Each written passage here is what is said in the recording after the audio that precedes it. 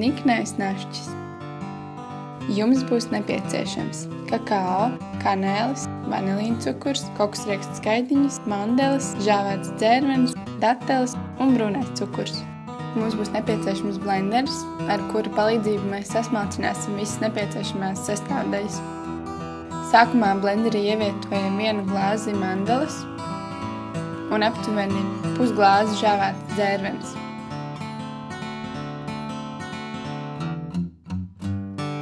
Tad liekam blenderēties. Līdz tās ieguvuši aptuveni vienādu konsistenci. Pēc tam pievienojam aptuveni 1 glāzi izmērcētas dateles. Tās būtu vēlams izmērcēt vismaz 2 stundas ūdenī. Pievienojam 2 teikarotes ar brūno cukuru un 1 teikarote ar vanilīnu cukuru. Un atkal blenderējam. Nobeigumā pievienojam aptuveni 1/3 glāzes kakao.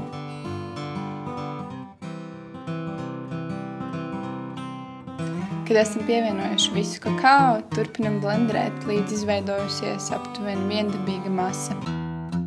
Ja masa šķiet pārāk savs, varam pievienot pāris teikarotes ūdens. Kad esam ieguvuši viendabīgu masu, varam veidot mazās saldās bumbiņas. Ar roku palīdzību izveidojam bumbiņu.